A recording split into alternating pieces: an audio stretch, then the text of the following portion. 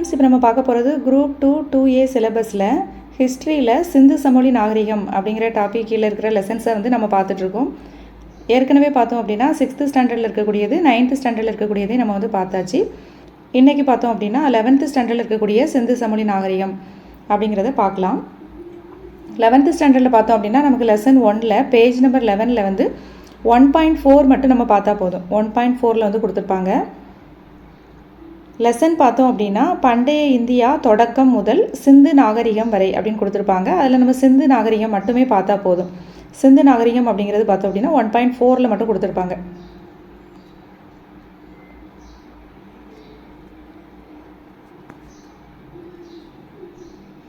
சிந்து நாகரிகம் 1.4ல் கொடுத்துருக்காங்கல்ல. இது இந்தியாவில் முதற்கட்ட நகரமயமாக்கலின் சின்னம் சிந்து நாகரிகம் ஆகும். இந்தியாவில் முதற்கட்ட நகரமயமாக்கத்தின் சின்னம் இது என்ன அப்படின்னா சிந்து நாகரிகம். இந்தியாவின் வடமேற்கு பகுதியிலும் பாகிஸ்தானிலும் பொது ஆண்டுக்கு முன் 3000 கால அளவில் தோன்றிய நாகரிகங்களும் பண்பாடுகளும் மொத்தமாக சிந்து நாகரிகம் எனப்படும். இந்த நாகரிகம் அடையாளம் காணப்பட்ட முதல் இடம் ஹராப்பா என்பதால் இது ஹராப்பா நாகரிகம் என்றும் அழைக்கப்படுகிறது. ஹராப்பா நாகரிகம் திடீரென்று ஒரே நாளில் ஏற்பட்ட நாகரிகம் கிடையாது. இந்த பகுதியில் புதிய கற்கால கிராமங்களின் தொடக்கம் நடைபெற்றது. ஏறத்தாழ பொது ஆண்டுக்கு முன் 7000 புதிய கற்கால பகுதி மெஹர்கரின் காலத்தை போல கணிக்கப்படுகின்றது. அதாவது இந்தியாவினுடைய வடமேற்கு பகுதியிலையும் பாகிஸ்தானிலையும் பொது ஆண்டுக்கு முன் 3000 கால அளவில் தோன்றிய நாகரிகங்களும் பண்பாடுகளையும் மொத்தமாக சேர்த்து தான் நம்ம என்னென்னு சொல்கிறோம் அப்படின்னா சிந்து நாகரிகம் அப்படின்னு சொல்கிறோம். இந்த நாகரிகம் அடையாளம் காணப்பட்ட இடம் முதல்ல ஹராப்பா அப்படிங்கிறதுனால நம்ம என்னென்னு சொல்கிறோம், இதை வந்து ஹராப்பா நாகரிகம் அப்படின்னு சொல்கிறோம். இந்த நாகரிகம் வந்து திடீர்னு ஏற்பட்டது கிடையாது. இந்த பகுதியில் புதிய கற்கால கிராமங்களின் தொடக்கம் நடைபெற்ற ஏறத்தாழ பொது ஆண்டுக்கு முன் 7000. அது 7000 அப்படிங்கிறது பார்த்தோன்னா மெஹர்கர், அதாவது புதிய கற்கால பகுதியான மெஹர்கரின் காலத்தை போல இதுவும் என்ன பண்ணுது கணிக்கப்படுகிறது.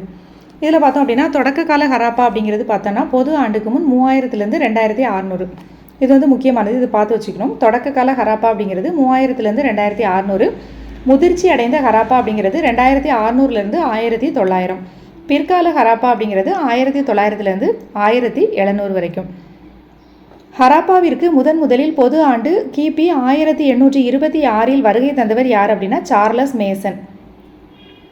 ஹராப்பாவுக்கு முதலில் 1826 வருகை புரிந்தவர் யார் அப்படின்னா சார்லஸ் மேசன்.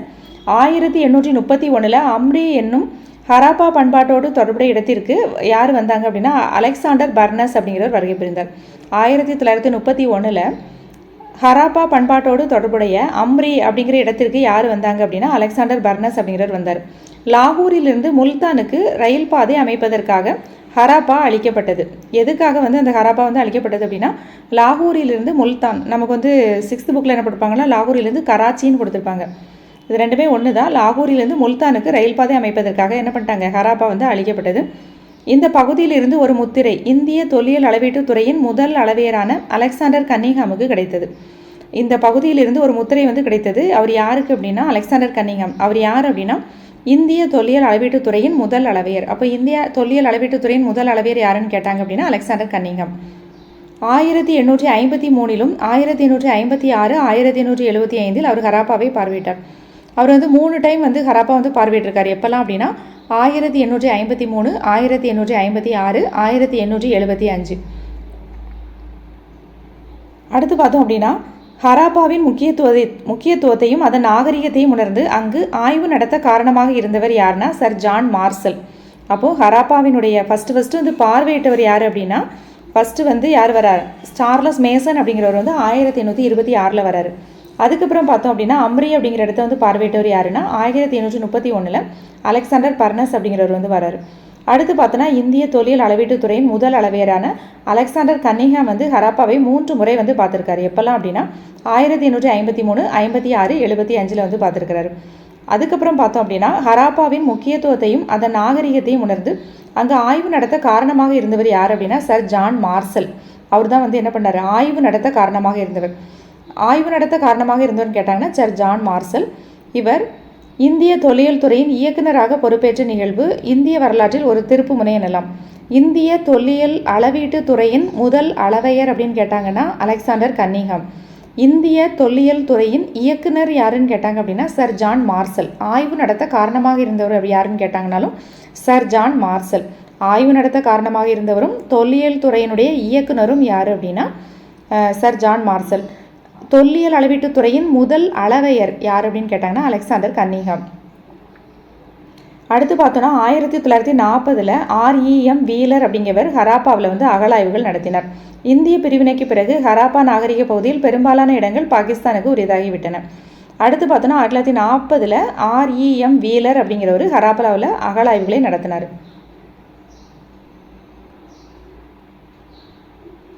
அடுத்து என்னுடைய புவியியல் அமைப்பும் குடியிருப்பும் பார்க்குறோம். சிந்து நாகரிகம் அதன் சமகால பண்பாடுகளும் இந்தியாவிலும் பாகிஸ்தானிலும் மொத்தம் 1.5 மில்லியன் சதுர கிலோமீட்டர் பரப்பளவில் அமைந்திருக்குது.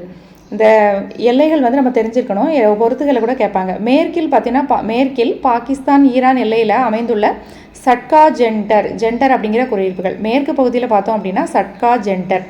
வடக்கில் வடக்கில் வந்து ஷாட்டுகை அப்படிங்கிறது ஆப்கானிஸ்தானில் இருக்குது. கிழக்கில் வந்து ஆலம்பூர்கீர், இது வந்து உத்தரப்பிரதேசத்தில் இருக்குது. தெற்கில் தைமாபாத், அந்த மாதிரி வச்சுக்கோங்க. தெற்கில் வந்து தைமாபாத், இது வந்து மகாராஷ்டிராவில் இருக்குது. இடைய எல்லைகள் பார்த்தோம் அப்படின்னா மேற்கில் வந்து சட்கா ஜெண்டர் குடியிருப்புகள். அடுத்து வடக்கில் ஷாட்டுகை அப்படிங்கிறது ஆப்கானிஸ்தான். கிழக்கில் வந்து ஆலம்பூர்கீர், இது வந்து உத்தரப்பிரதேசம். தெற்கில் தைமாபாத், இது வந்து மகாராஷ்டிரா. இந்த சிந்து நாகரிகத்தின் பகுதிகள் வந்து எந்தெந்த இடத்துலலாம் பரவி இருந்துச்சு அப்படின்னா பாகிஸ்தானிலும் இந்தியாவில் வந்து குஜராத், ராஜஸ்தான், ஹரியானா மாநிலங்களிலும் உள்ளன. சிந்து நாகரிக பகுதியின் எல்லைகள் வரையறுக்கப்பட்டுச்சு. அது மாதிரி இதனுடைய மைய பகுதிகள் வந்து பாகிஸ்தானிலும் இந்தியாவில் பார்த்தோன்னா குஜராத், ராஜஸ்தான், ஹரியானாவில் காணப்படுது. அடுத்து இவங்களுடைய முக்கியமான தொழில்னு பார்த்தோன்னா வேளாண்மை அவங்களுடைய தொழில். அடுத்து பார்த்தோன்னா கால்நடை வளர்ப்பு, விலங்கு வளர்ப்பும் மிக முன்பே தொடங்கிவிட்ட பகுதிகளில் சிந்து பகுதியும் ஒன்று. அடுத்து திட்டமிட்டப்பட்ட நகரங்கள் பார்த்தோம் அப்படின்னா ஹராப்பா அப்படிங்கிறது பார்த்தோன்னா பஞ்சாப், பாகிஸ்தான். ஹராப்பாங்கிறது எங்கே இருக்குது? பஞ்சாப், பாகிஸ்தான். மொகஞ்சதரோ அப்படிங்கிறது சிந்து, பாகிஸ்தான். டொலாவிரா, லோத்தல், சுர்கோட்டா, இதெல்லாம் பார்த்தோம் அப்படின்னா குஜராத். காலிபங்கன் அப்படிங்கிறது ராஜஸ்தான். பனாவலி, ராக்கி கார்கி ஹரியானா, இந்தியா ஆகியவை ஹராப்பா கால முக்கிய நகரங்கள்னு கொடுத்துருக்காங்க. ஹராப்பா அப்படிங்கிறது பஞ்சாப், பாகிஸ்தான். அதாவது பஞ்சாப், பாகிஸ்தானில் இருக்கக்கூடிய பஞ்சாப் அந்த எல்லையில் இருக்கும்ல, அதுதான் அது ஹராப்பா. மொகஞ்சதரோ அப்படிங்கிறது சிந்து பகுதியில் இருக்குது. டொலாவிரா, லோத்தல், சுர்கோட்டா குஜராத். காலிபங்கன் அப்படிங்கிறது ராஜஸ்தான். பனாவலி, ராக்கி கார்கி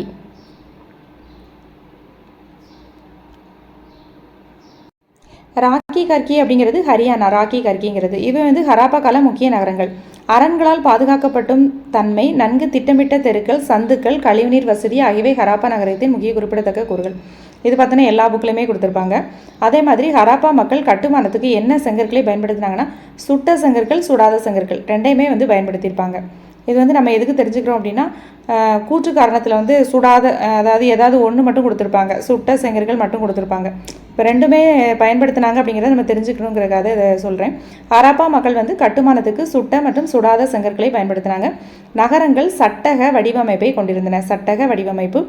கழிவுநீர் வடிகால்கள் திட்டவட்டமான ஒழுங்குடன் கட்டப்பட்டிருந்தன. வீடுகள் சேற்று மண்ணாலான செங்கற்களாலும் கழிவுநீர் வடிகால்கள் சுட்ட செங்கற்களாலும் கட்டப்பட்டன. வீடுகள் எப்படி கட்டியிருந்தாங்க அப்படின்னா சேற்று மண்ணாலான செங்கற்கள், கழிவுநீர் வடிகால்கள் வந்து சுட்ட செங்கற்களால் கட்டப்பட்டன. வீடுகள் ஒன்றுக்கும் மேற்பட்ட தளங்கள், மாடி வீடுகள் வந்து கட்டியிருந்தாங்க. மொகஞ்சதரோ அப்படின்னா ஒரு உயர்ந்த மேடை மீது நன்கு திட்டமிட்டு கட்டப்பட்ட நகரம். மொகஞ்சதரோ அப்படின்னா என்ன அர்த்தம் அப்படின்னா ஒரு உயர்ந்த மேடை மீது நன்கு திட்டமிட்டு கட்டப்பட்ட நகரம். அது கோட்டை பகுதியாகவும் தாழ்வான நகரமாகவும் இரு வேறுபட்ட பகுதிகளை கொண்டிருந்தது. வீடுகளில் சுட்ட செங்கற்களால் தளம் அமைக்கப்பட்ட குளியலறையும் சரியான கழிவுநீர் வடிகாலும் இருந்தன. முக்கியமாக அந்த குளியலறையெல்லாம் வந்து எப்படி கட்டியிருந்தாங்கன்னா சுட்ட செங்கற்களால் தான் கட்டியிருந்தாங்க. வீடுகள் வந்து சுட்ட மற்றும் சுடாத செங்கற்கள் ரெண்டையுமே யூஸ் பண்ணி கட்டியிருந்தாங்க.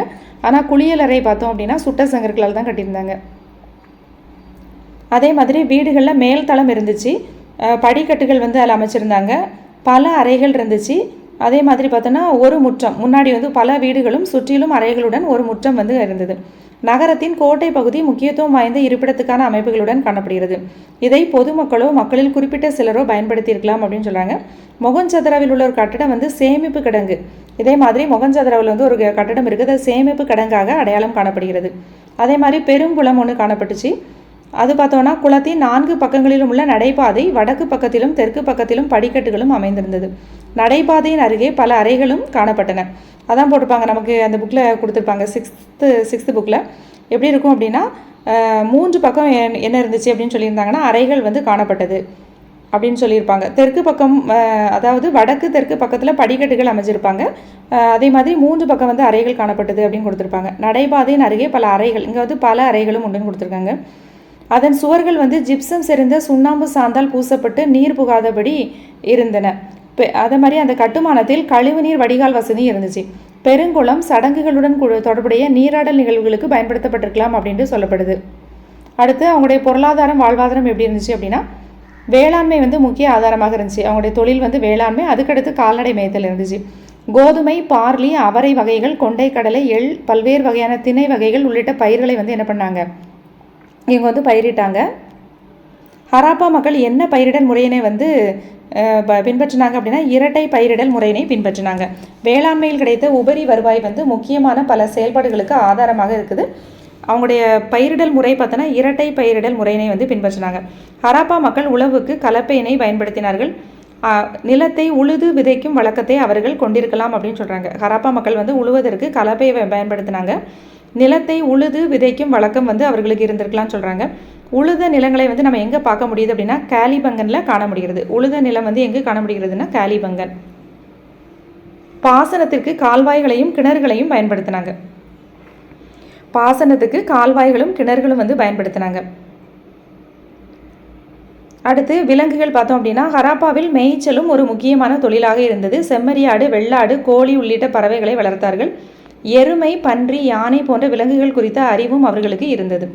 செம்மறியாடு, வெள்ளாடு, கோழி போன்ற பறவைகள்லாம் வளர்த்தாங்க. அதே மாதிரி எருமை, பன்றி, யானை குறித்து அவங்களுக்கு இருந்துச்சு. எது மட்டும் அவங்களுக்கு தெரியாதுன்னா, அவங்களுக்கு வந்து குதிரை பற்றி தெரியாது, அதுமாதிரி இரும்பு பற்றி தெரியாது.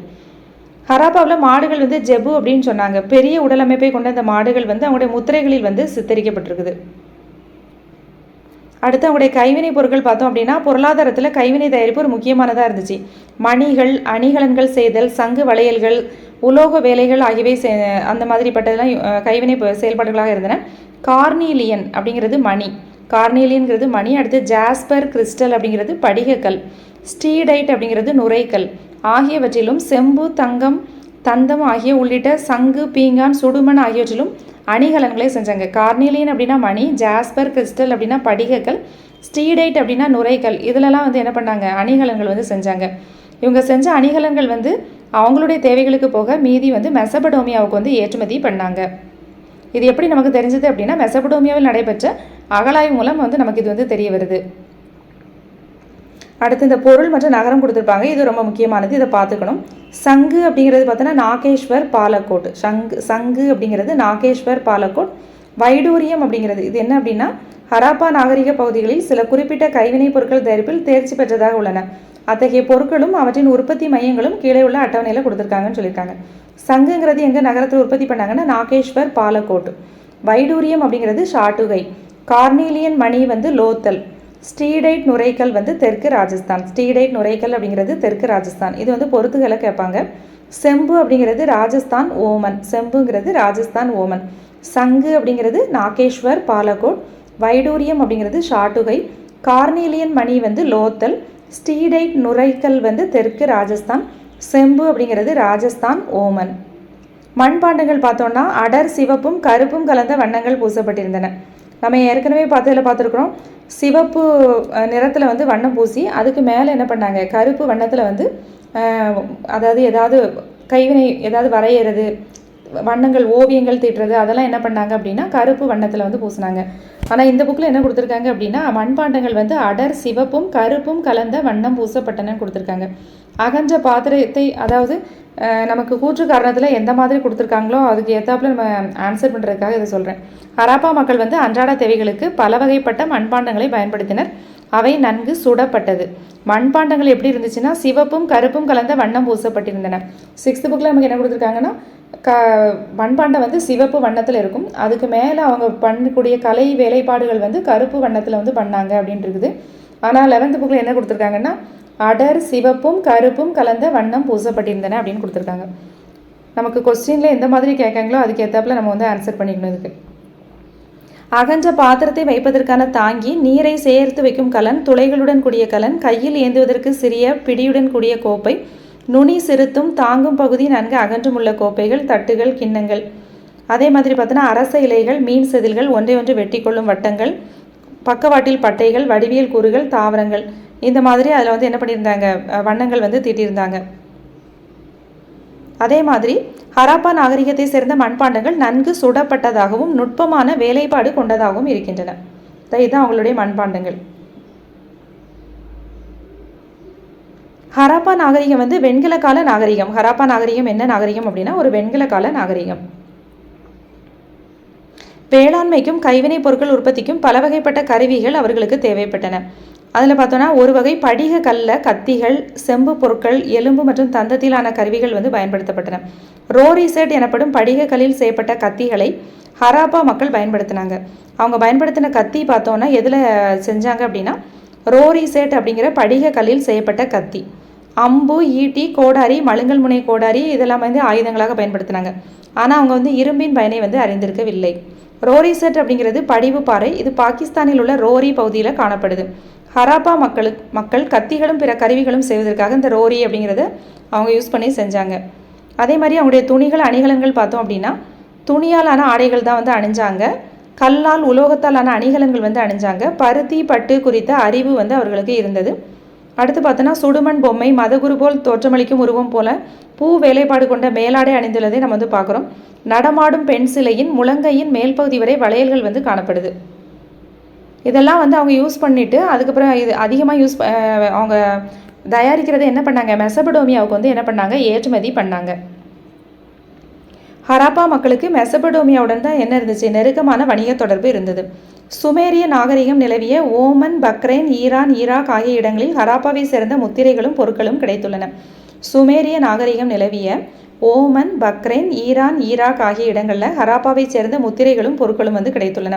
கியூனிஃபார்ம் கல்வெட்டு குறிப்புகள் வந்து மெசபடோமியாவிற்கும் ஹராப்பாவிற்கும் இடையிலான வணிக தொடர்புகளை குறிப்பிடுகின்றன. அப்போ எந்த கல்வெட்டு குறிப்புகள் வந்து மெசபடோமியாவிற்கும் ஹராப்பாவிற்கும் இடையிலான வணிக தொடர்பை குறிப்பிடுது அப்படின்னா கியூனிஃபார்ம் கல்வெட்டு குறிப்புகள். அவற்றில் காணப்படும் மெலுக்கா என்ற சொல் வந்து சிந்து பகுதியினை குறிக்கிறது. மெலுக்கா அப்படின்னா என்னென்னா சிந்து பகுதியை குறிக்குது. ஹராப்பாவில் செய்யப்பட்ட ஒரு ஜாடி வந்து ஓமனில் கண்டெடுக்கப்பட்டுள்ளது. ஹராப்பாவில் செய்யப்பட்ட ஒரு ஜாடி ஓமனில் கண்டெடுக்கப்பட்டுள்ளது. ஹராப்பாவை சேர்ந்த முத்திரைகள், எடை கற்கள், தாயக்கட்டைகள், மணிகள் வந்து மெசபடோமியாவில் கண்டெடுக்கப்பட்டுள்ளன. அந்த ஜாடி வந்து எங்கே கண்டுபிடிச்சாங்கன்னா ஓமனில். அதே மாதிரி முத்திரைகள், எடைக்கற்கள், தாயக்கட்டைகள், மணிகள் வந்து மெசபடோமியாவில் கண்டெடுக்கப்பட்டுள்ளன. கார்னேலியன், வைடூரியம், செம்பு, தங்கம், பல வகைப்பட்ட மரங்கள் ஆகியவை ஹராப்பாவிலிருந்து மெசபடோமியாவுக்கு வந்து ஏற்றுமதி செய்யப்பட்டன. அடுத்து அவங்க பயன்படுத்தின எடைக்கற்கள் பார்த்தீங்கன்னா சரியான எடைக்கற்களும் அளவீடுகளும் வந்து அவங்க பயன்படுத்தினாங்க. கனச்சதுர வடிவ எடைக்கற்கள் வந்து கண்டெடுக்கப்பட்டுள்ளன. எடைக்கற்கள் இரும முறையினை உணர்த்துகின்றன. எடையின் விகிதம் 2 மடங்காகும்படி பின்பற்றப்படுது. இது ஏற்கனவே நம்ம 9th புக்கில் பார்த்தோம்ல. 1:2:4:8:16:32 இந்த மாதிரி 16 விகிதம் கொண்ட சிறிய எடை அளவீடு. இன்றைய எடை அளவீட்டில் அது என்ன அளவு அப்படின்னா 13.63 கிராம் கொள்ளத்தக்கதாக உள்ளது. கனச்சதுர வடிவ எடைக்கற்கள் கண்டெடுக்கப்பட்டுள்ளது. எடைக்கற்கள் வந்து இரும முறையினை உணர்த்துகின்றன. எடையின் விகிதம் வந்து 2 மடங்காகும்படி இருந்துச்சு. 16 விகிதம் கொண்ட இந்த சிறிய எடை அளவீடு இன்றைய அளவீட்டில் பார்த்தோன்னா 13.63 கிராம்.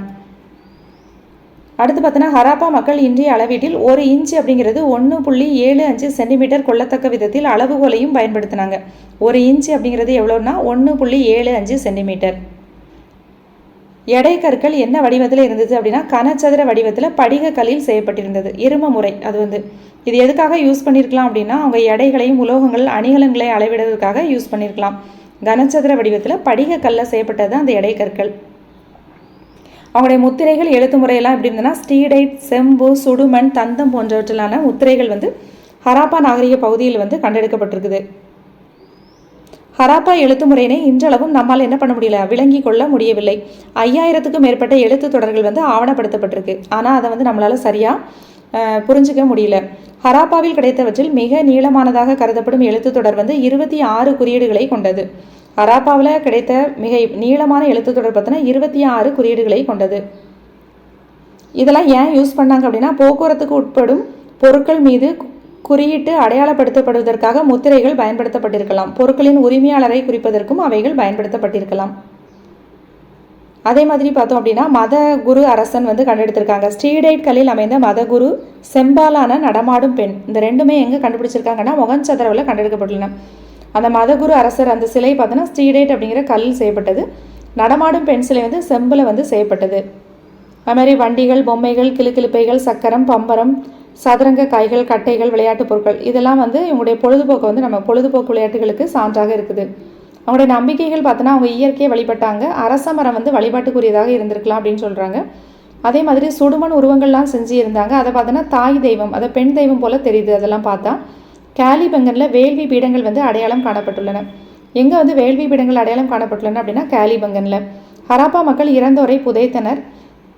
அதே மாதிரி புதைப்பதற்கான நடைமுறைகள் வந்து விரிவாக இருந்தன. இறந்த உடல்களை எரிப்பதற்கான சான்றுகள் வந்து கிடைத்துள்ளன. அதே மாதிரி புதைப்பது தான் வந்து அதிகமாக அவங்க யூஸ் பண்ணாங்க. எரிப்பதற்கான சான்றுகளும் சில சான்றுகள் வந்து கிடைத்துள்ளன. ஹராப்பா புதைகுழிகளில் மண்பாண்டங்கள், அணிகலன்கள், தாமிர கண்ணாடி, மணிகள் ஆகியவை கிடைத்துள்ளன. இறப்பிற்கு பின்னரான வாழ்க்கை பற்றிய அவர்களின் நம்பிக்கைக்கு இவை குறிக்கலாம். அடுத்தவங்களுடைய அரசியல் முறை பார்த்தோன்னா மண்பாண்டங்கள், முத்திரைகள், எடைக்கற்கள், செங்கற்கள் இதை பார்க்கும்போது ஒரு சீரான அரசியல் தன்மை இருந்திருக்கலாம் அப்படிங்கிற மாதிரி தெரியுது. ஹராப்பாவும் மொஹஞ்சதாரோவும் நகர அரசுகளுக்கான ஆட்சி அமைப்பின் கீழ் இயங்கியிருக்கலாம் அப்படின்ட்டு நமக்கும் தெரியுது. ஹராப்பா சமூகம் வந்து உறுதியான மைய நிர்வாகத்தின் கீழ் இயங்கி இருக்க வேண்டும் என்ற கருத்து வந்து இதன் மூலமாக தெரியுது. அவங்களுடைய எடைகள், தரப்படுத்தப்பட்ட அளவீடுகள் மூலமாக ஒரு உறுதியான மைய நிர்வாகத்தின் கீழ் இயங்கியிருக்கலாம் அப்படின்னு நமக்கு வந்து தெரியுது.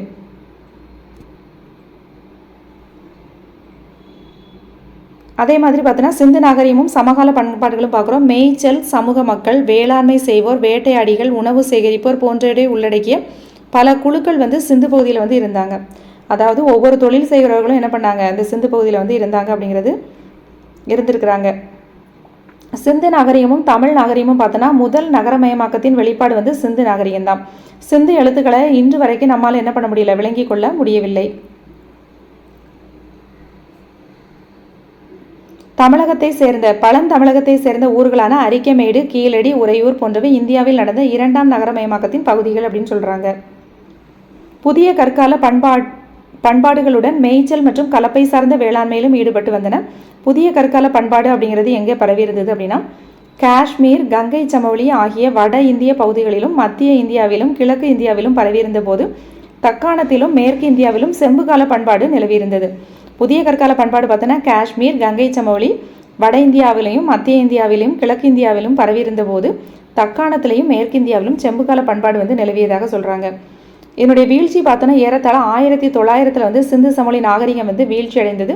காலநிலை மாற்றம், மெசபடோமியாவுடனான வணிகத்தில் ஏற்பட்ட வீழ்ச்சி, தொடர் வறட்சி, ஆறுகள் நீர்நிலைகள் வற்றி போதல், இந்த காரணங்களால் வந்து சிந்து நாகரிகம் வந்து அழிந்திருக்கலாம். இது இல்லாமல் படையெடுப்பு, வெள்ளம், ஆறு தன் போக்கை மாற்றிக்கொண்ட நிகழ்வு, இந்த மாதிரி காரணங்களும் முன்வைக்கப்படுது. ஆனால் என்ன காரணத்தினால அழிஞ்சது அப்படிங்கிறது கரெக்டாக வந்து யாருக்கும் தெரியல. இதெல்லாம் காரணமாக இருக்கலாம் அப்படின்னு தான் சொல்கிறாங்க. காலப்போக்கில் இந்த மக்கள் வந்து சிந்து பகுதியிலிருந்து மேற்கு நோக்கியும் கிழக்கு நோக்கியும் இடம்பெயர்ந்தாங்க. என்ன பண்ணாங்க, இந்த மக்கள் வந்து மேற்கு நோக்கியும் கிழக்கு நோக்கியும் வந்து இடம்பெயர்ந்துட்டாங்க. முதல் நகரமயமாக்கம் சிந்து பகுதியினை மையமாக கொண்டு ஏறத்தாழ பொது ஆண்டுக்கு முன் 2600 நிகழ்ந்தது. சிந்து நாகரிகம் வடமேற்கு இந்தியாவில் ஒரு முக்கியமான பண்பாட்டு முறைமையாக இருந்தபோது ஏராளமான பண்பாடுகள் இந்தியாவில் வேறு வேறு பகுதியில் இருந்தன. வடமேற்கு இந்தியாவில் வந்து சிந்து நாகரிகம் வந்து ஒரு முக்கியமான பண்பாட்டு மையமாக இருக்கும்போது வேறு வேறு பண்பாடுகள் வந்து இந்தியாவினுடைய வேறு வேறு பகுதியில் வந்து நிகழ்ந்தன அப்படின்ட்டு சொல்லியிருக்காங்க. ஓகே ஃப்ரெண்ட்ஸ், இதோட வந்து பார்த்தோம் அப்படின்னா 11th இருக்கக்கூடிய சிந்துவெளி நாகரிகம் வந்து நமக்கு கம்ப்ளீட் ஆகிடுச்சு. இன்னும் வந்து எத்திக்ஸில் வந்து அந்த லெசனில் வந்து கொஞ்சம் இன்ஃபர்மேஷன்ஸ் இருக்கும். அதை மட்டும் பார்த்துட்டோம் அப்படின்னா நமக்கு சிந்துவெளி நாகரிகம் ஃபுல்லாக வந்து கம்ப்ளீட் ஆகிடும். அடுத்த வீடியோவில் பார்த்தோம் அப்படின்னா எத்திக்ஸில் இருக்கக்கூடிய சிந்துவெளி நாகரிகம் வந்து பார்க்கலாம்.